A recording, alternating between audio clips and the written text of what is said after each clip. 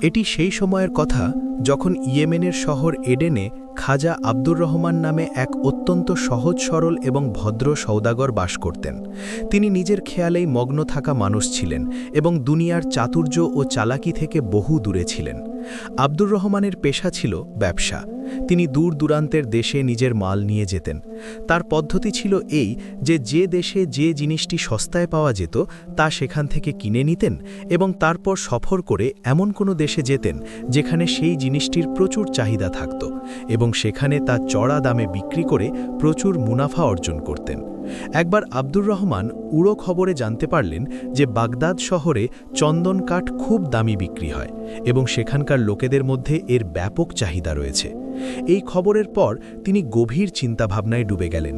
তিনি মনে মনে ভাবতে লাগলেন, যদি এবার আমি শুধু চন্দন কাঠ নিয়ে বাগদাদ যাই তবে আমি অঢেল সম্পদ ও মুনাফা অর্জন করতে পারব। অনেক ভেবেচিন্তে আব্দুর রহমান সিদ্ধান্ত নিলেন যে তিনি বাগদাদ শহরে যাবেন। তিনি তার সমস্ত জমা পুঁজি এবং এমনকি নিজের জমি জায়গা বিক্রি করে বাজার থেকে প্রচুর উন্নতমানের চন্দন কাঠ কিনে নিলেন।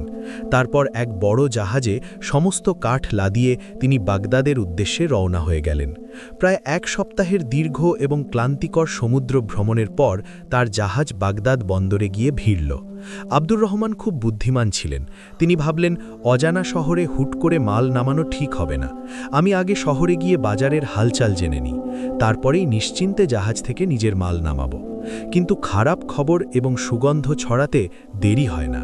খুব শীঘ্রই বাগদাদের বণিকদের মধ্যে এই খবর আগুনের মতো ছড়িয়ে পড়ল যে এক ভিনদেশী সওদাগর লক্ষ লক্ষ টাকার চন্দন নিয়ে তাদের শহরে এসেছে। এই খবর উড়তে উড়তে বাগদাদেরই এক চন্দন ব্যবসায়ী কাসিমের কানে পৌঁছালো। কাসিম অত্যন্ত ধূর্ত এবং লোভী প্রকৃতির মানুষ ছিল। সে এই খবর শুনে চিন্তিত হয়ে পড়ল এবং ভাবতে লাগল, যদি এই ভিনদেশী সওদাগর এখানে এসে নিজের ব্যবসা করে তবে আমার বিক্রি তো একদম কমে যাবে। হতে পারে আমার ব্যবসায়ী লাটে উঠবে এবং আমি বরবাদ হয়ে যাব। আমাকে এমন কোনো ফন্দি আটতে হবে যাতে সেই সওদাগর শহরে ঢোকার আগেই আমার জালে ফেসে যায়। এই ভেবে বাগদাদের সেই ঠগ ব্যবসায়ী কিছু চন্দন কাঠ নিয়ে নিজের ঘোড়ার গাড়িতে চড়ে সওদাগর আব্দুর রহমানের সাথে দেখা করার জন্য শহরের বাইরের দিকে রওনা হলো। আব্দুর রহমান শহরের বাইরে সেই বণিকদের ডেরায় অবস্থান করছিলেন যারা অন্য দেশ থেকে বাগদাদে ব্যবসা করতে এসেছিল। শহরের বাইরে অনেক তাঁবু খাটানো ছিল। সেগুলোর মধ্যে অনেক দেশের বণিকরা অবস্থান করছিল। তাদেরই মধ্যে একটি তাঁবু সওদাগর আব্দুর রহমানেরও ছিল। আব্দুর রহমান নিজের তাঁবুতে বসে এটাই ভাবছিলেন যে আজ শহরের বাইরের এলাকায় আমি কোনো বিশেষ খবর পেলাম না, কিন্তু কাল সকালে আমি শহরের ভেতরে গিয়ে চন্দনের দাম জানব। হতে পারে সেখানে আমি চন্দনের ভালো দাম পেয়ে যাব। অন্যদিকে সেই ধূর্ত কাসিম আব্দুর রহমানের তাঁবুর একদম কাছে নিজের তাঁবু গেড়ে বসল এবং যখন রাত হলো ও অন্ধকার নেমে এলো তখন সে নিজের চাল চালল। সে নিজের ডেরায় রুটি বানানোর নাটক করে চুলোয় চন্দন কাঠ পোড়াতে শুরু করে দিল।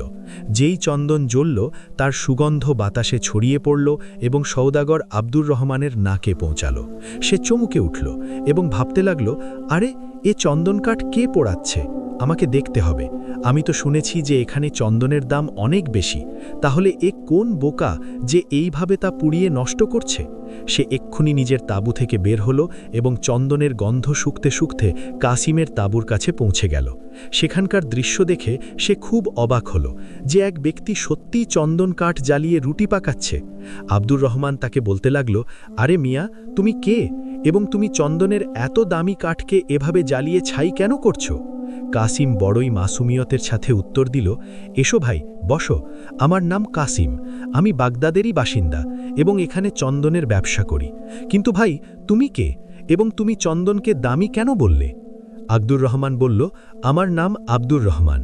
আমি ইয়েমেন থেকে এখানে চন্দনের ব্যবসা করতে এসেছি। আমি তো শুনেছি যে বাগদাদে চন্দন খুব দামি বিক্রি হয়, কিন্তু তুমি তো চন্দনকে সাধারণ কাঠের মতো পোড়াচ্ছ। যখন কাসিম দেখল যে তার তীর একদম নিশানায় লেগেছে এবং শিকার জালে আটকা পড়ছে, তখন সে মিথ্যে সহানুভূতি দেখানোর নাটক করে বলল, বড়ই দুঃখের বিষয় ভাই, তুমি এখানে চন্দনের ব্যবসা করতে এসেছো, তাহলে তো তুমি খুব খারাপভাবে ফেসেছ। এখানে তো চন্দন কড়ির দরে বিক্রি হয়, এর এখানে কোনো কদর নেই। তার এই কথা শুনে আব্দুর রহমানের মুখের রং উড়ে গেল। সে ঘাবড়ে গিয়ে বলল, কি বললেন জনাব? আমি তো নিজের সব জমি জায়গা বিক্রি করে চন্দন কিনে এখানে এনেছি। যদি তা ভালো দামে বিক্রি না হয় তবে তো আমি ধ্বংস হয়ে যাব এবং আমি কোথাও মুখ দেখানোর যোগ্য থাকব না। আব্দুর রহমানকে দুঃখে ও চিন্তায় ডুবে থাকতে দেখে কাসিম বলল, বন্ধু, তুমি একদম মন খারাপ করো না। জানি না কেন তোমার এই অবস্থা দেখে আমার তোমার উপর দয়া হচ্ছে। তুমি এক পরদেশী এবং তুমি আমার মেহমান। তোমাকে সাহায্য করা আমার কর্তব্য। তুমি এক কাজ করো, কিছুক্ষণ পর আমার সাথে শহরে চলো। আমি তোমার সমস্ত চন্দন কিনে নেব এবং তোমাকে তার বিনিময়ে সমপরিমাণ ওজনের যে কোনো জিনিস যা তুমি চাও তুমি নিয়ে নিও। আমি খুশি মনে সেই জিনিস তোমাকে দিয়ে দেব। কাসিমের মিষ্টি মিষ্টি কথা শুনে আব্দুর রহমান কিছুটা আশ্বস্ত হলেন। তিনি ভাবলেন যে চলো, কিছু তো ফেরত পাওয়া যাবে। তিনি বললেন, ঠিক আছে ভাই, আমার তোমার এই সৌদা মঞ্জুর। এরপর কাসিম নিজের আসল চাল চালল। সে বলতে লাগল, কিন্তু ভাই, আমার একটি কথার ভয় আছে। আব্দুর রহমান ঘাবড়ে গিয়ে বলল, কোন কথার ভয়? জলদি বলো, আমার বুক ধড়ফড় করছে। কাসিম বলল, হতে পারে শহরে পৌঁছানোর পর আমার বাড়ির লোকেরা আমাকে এই সওদা করতে দেবে না। তাই আমি চাই যে এই ব্যাপারে আমাদের মধ্যে একটি লিখিত চুক্তি হওয়া উচিত, যাতে পরে কেউ অস্বীকার না করতে পারে। আব্দুর রহমান সহজ সরল মানুষ ছিলেন। বললেন, ঠিক আছে, এতে আমার কোনো আপত্তি নেই। এরপর দুজনের মধ্যে একটি লিখিত চুক্তি তৈরি হলো। দুজনেই তাতে নিজেদের স্বাক্ষর করলেন এবং তারপর চুক্তির একটি করে নকল নিজেদের কাছে রাখলেন।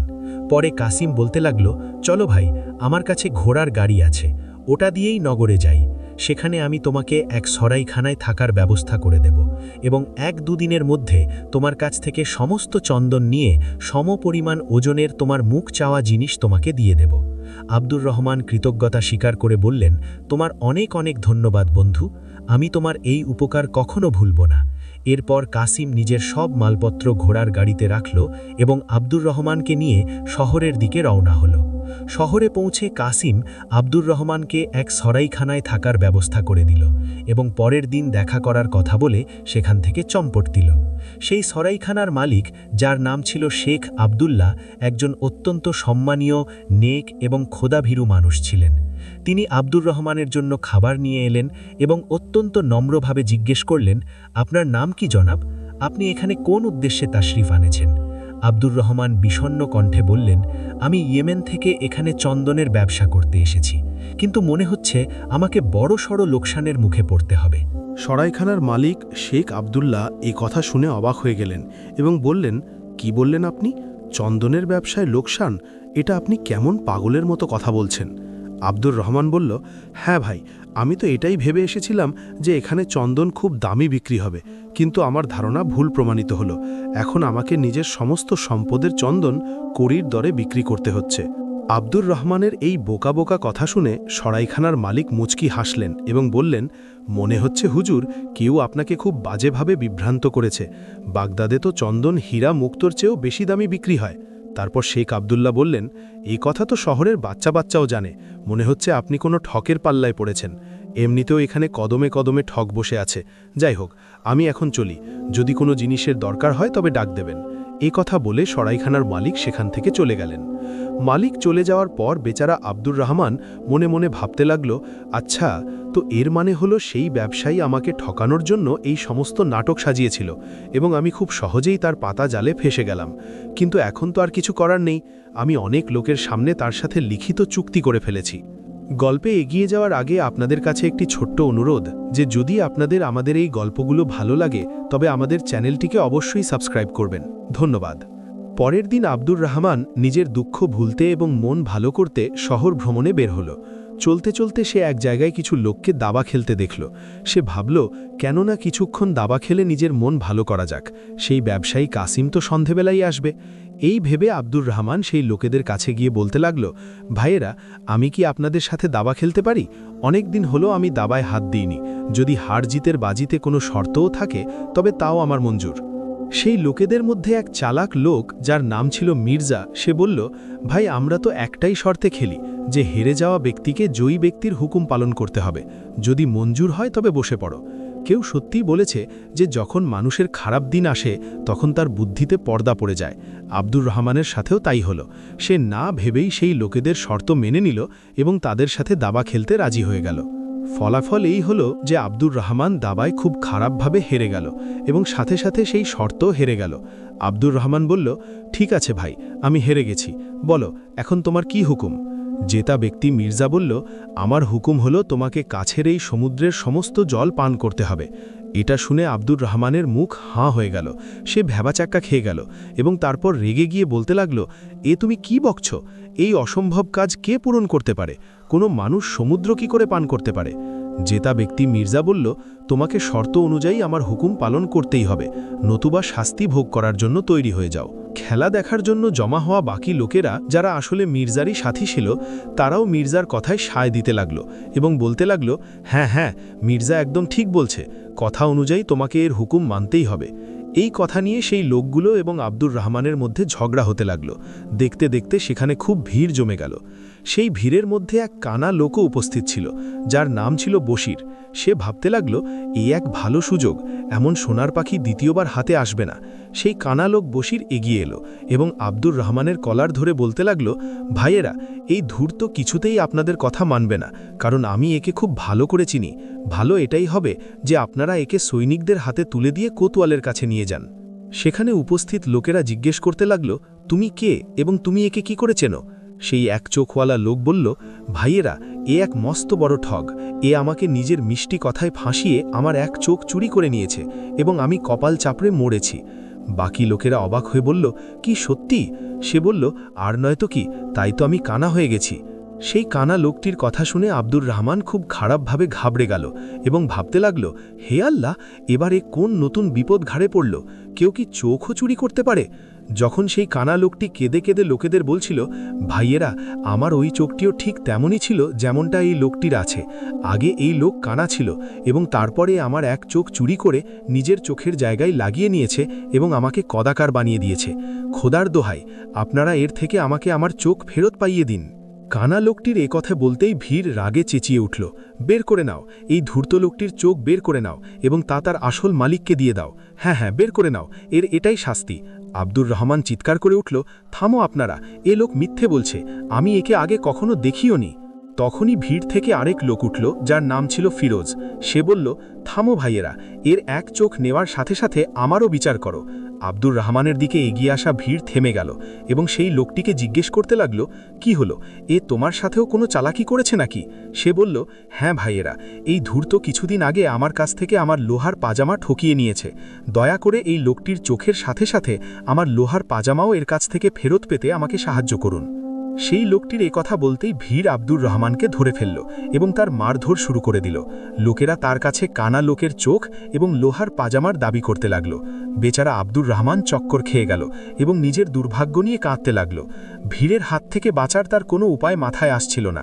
ভিড়ে থাকা সবাই বলছিল যে, কানার চোখ ফেরত দাও, নইলে আমরা তোমাকে প্রাণে মেরে ফেলব। বলো, সেই ভালো মানুষটির লোহার পাজামা কোথায়, নইলে তুমি আমাদের হাত থেকে বাঁচবে না। আব্দুর রহমান ভাবতে লাগলো, হে খোদা, তুমি আমাকে কোন বিপদে ফাঁসিয়ে দিলে, এখন আমাকে সাহায্য করো। খোদা যেন তার প্রতি সদয় হলেন এবং তিনি আব্দুর রহমানের ফরিয়াদ শুনে নিলেন। সাহায্যের জন্য সরাইখানার মালিক শেখ আবদুল্লাহকে সেখানে পাঠিয়ে দিলেন। সরাইখানার মালিক আব্দুর রহমানকে মার খেতে দেখে ভাবতে লাগলেন, আরে, এ তো সেই ভালো মানুষ যে কাল থেকে আমার সরাইখানায় এসে উঠেছে। লোকেরা একে মেরে কি অবস্থা করে দিয়েছে, আমাকে এর সাহায্য করা উচিত। জানি না বিদেশে এসে এ কোন বিপদে ফেসে গেছে।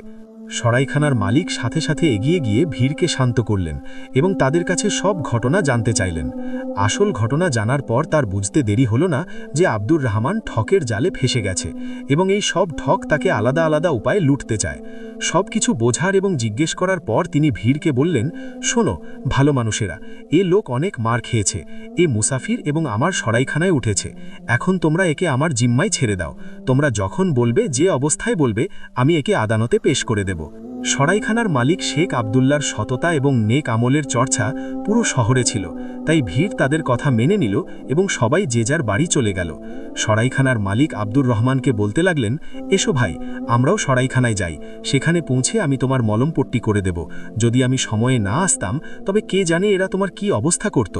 সরাই পৌঁছে শেখ আবদুল্লাহ সবার আগে আব্দুল রহমানের ক্ষতে ওষুধ লাগিয়ে দিলেন এবং তারপর বললেন, শোনো ভাই, এই শহর ঠগ এবং বদমাশদের দিয়ে ভর্তি এবং তুমি তাদের জালে খুব খারাপভাবে ফেসে গেছো। কিন্তু তুমি এক ভালো মানুষ, তাই এই বিপদ থেকে মুক্তি পাওয়ার এক উপায় আমি তোমাকে বলতে পারি। আমার কথা মন দিয়ে শোনো।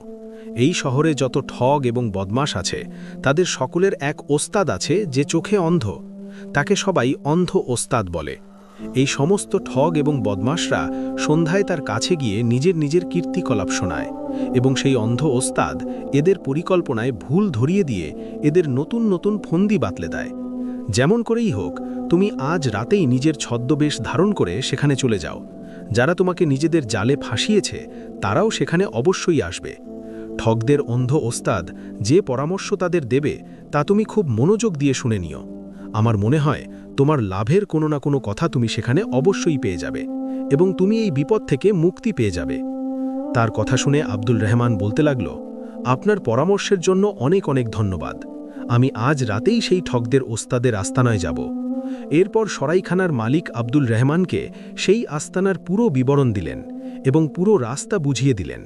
সেই রাতেই আব্দুল রহমান নিজের বেশ বদল করল, ফকিরের কাপড় পরল এবং ঠগদের আস্তানায় গিয়ে পৌঁছাল।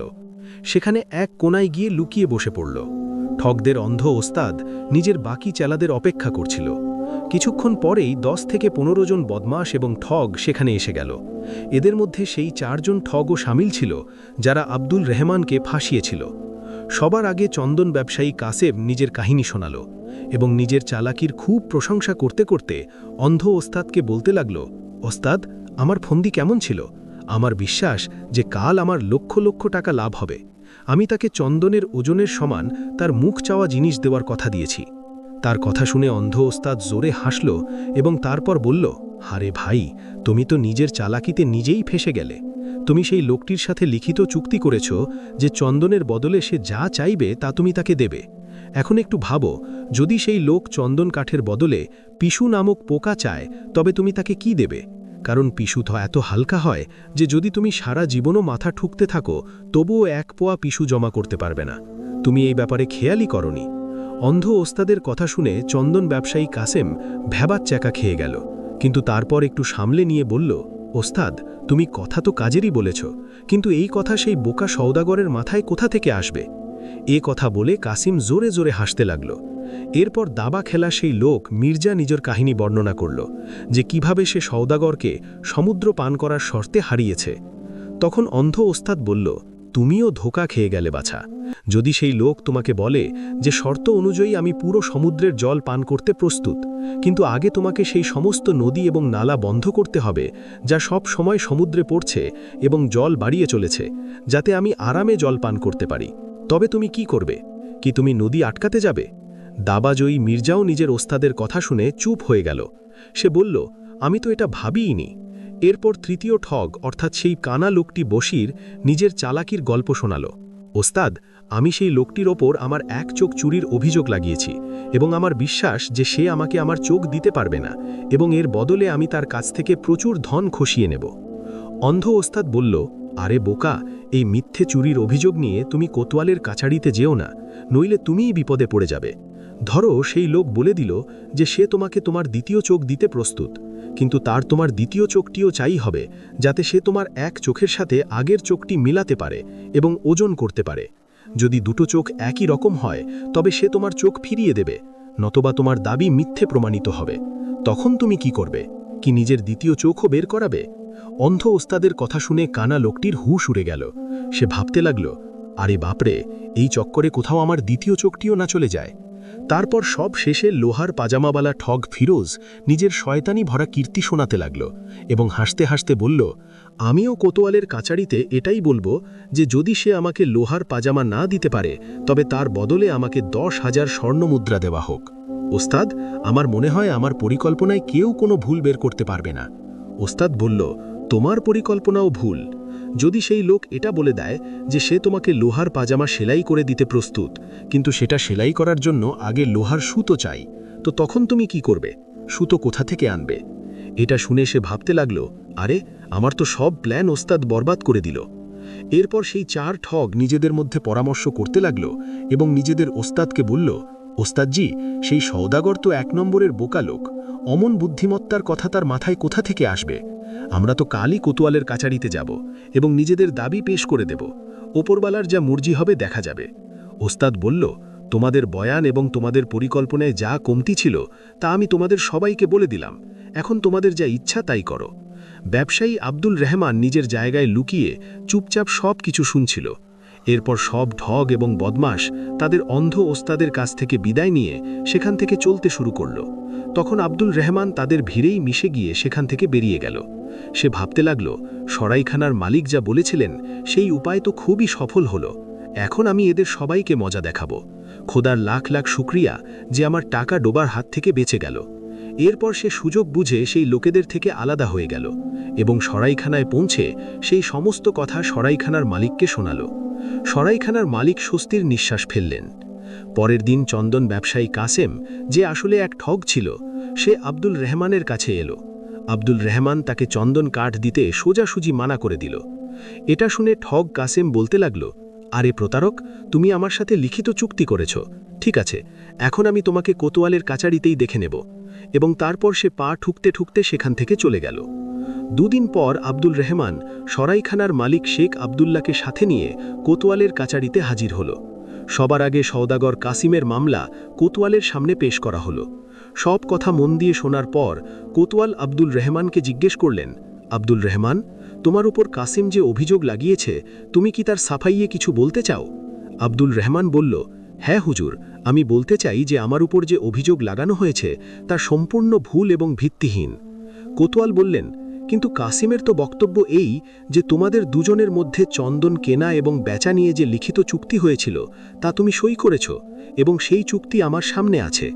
আব্দুল রহমান বলল, হুজুর, আমি এই কথা কখনো অস্বীকার করছি যে আমি চুক্তিতে সই করিনি। আমি তো এই চুক্তি অনুযায়ী কাসিমকে চন্দনের সমস্ত কার্ড দিতে প্রস্তুত, কিন্তু এই চুক্তিতে লেখা কথা থেকে সে সরে যাচ্ছে এবং আমাকে আমার চাওয়া জিনিস দিতে চাইছে না। কাসিম চিৎকার করে উঠল, এ মিথ্যে বলছে হুজুর, আমি শর্ত অনুযায়ী একে চন্দনের ওজনের সমান সেই জিনিস দিতে প্রস্তুত যা এ চাইবে। তখন আব্দুল রহমান নিজের চাল চালল এবং বলল, তাহলে তুমি চন্দন কাঠের ওজনের সমান আমাকে পিসু এনে দাও। এটা শুনতেই কাসিমের হুশ উড়ে গেল।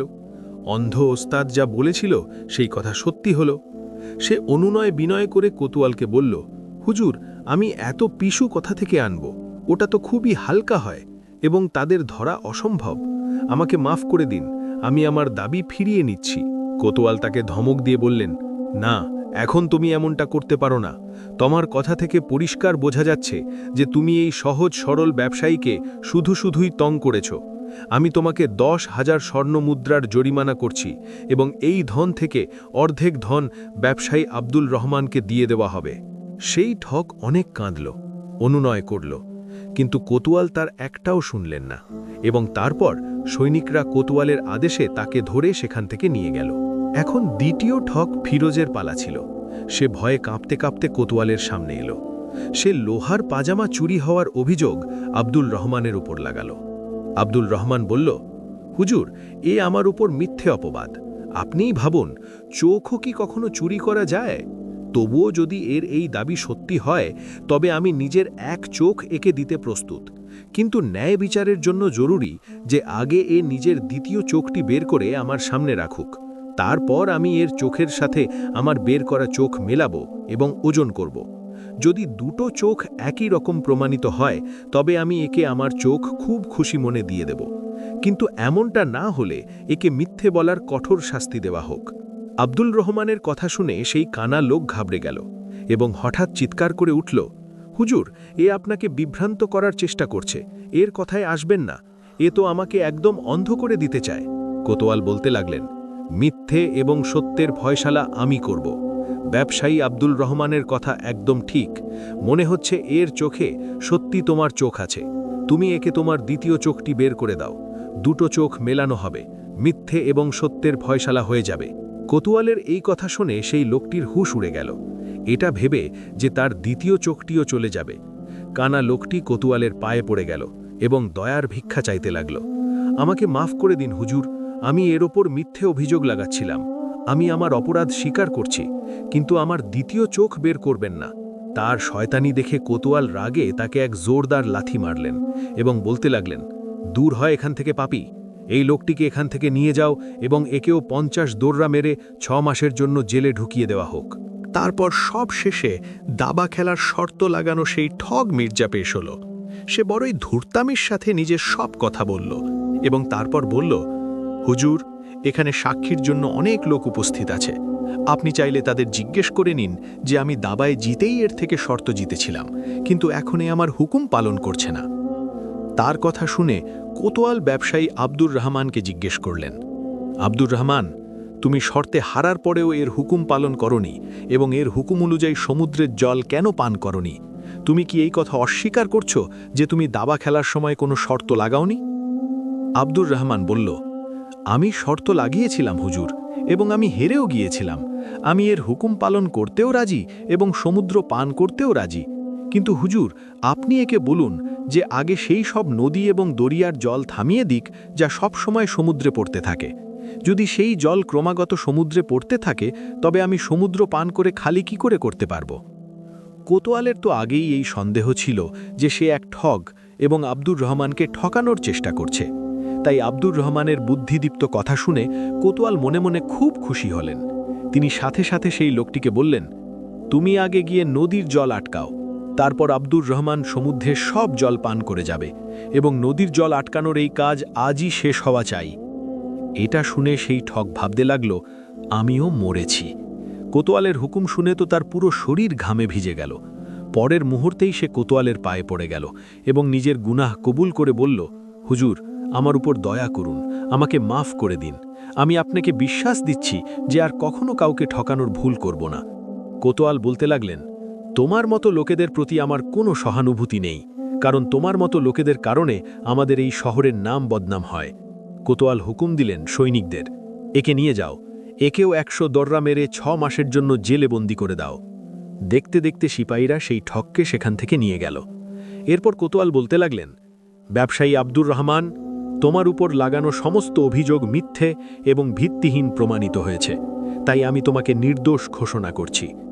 আব্দুর রহমান বলল, আপনার অনেক অনেক ধন্যবাদ হুজুর। আপনার এই ন্যায় বিচারের জন্য আমি সর্বদা আপনার ঋণী থাকব। খোদা সব সময় আপনাকে খুশি রাখুক। এরপর আব্দুর রহমান সরাইখানার মালিক শেখ আবদুল্লার সাথে খুশি মনে নিজের সরাইখানায় ফিরে এলো এবং সে সরাইখানার মালিকের ধন্যবাদ জানিয়ে বলল, এই সব কিছু আপনার দয়ায় হয়েছে। আমি আপনার এই ঋণ সারা জীবন ভুলব না।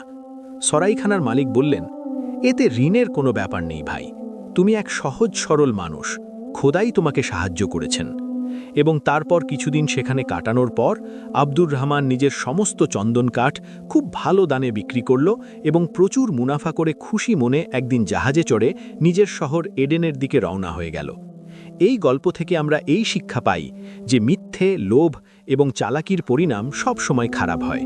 অন্যদিকে সত্য, সততা এবং বুদ্ধিমত্তা মানুষকে সব মুশকিল থেকে বের করে আনে। 4 ঠগ নিজের নিজের চালে আব্দুর রহমানকে ফাঁসানোর চেষ্টা করেছিল, কিন্তু তার বুদ্ধিমত্তা এবং কোতোয়ালের ন্যায়পরায়ণতা সত্যকে সামনে এনে দিল। এতে এটাও বোঝা যায় যে নির্দোষ মানুষকে আল্লাহও সাহায্য করেন এবং যারা অন্যদের ক্ষতি করার জন্য ভুল রাস্তা বেছে নেয় তারা শেষে নিজেদের চালেই ফেঁসে যায়।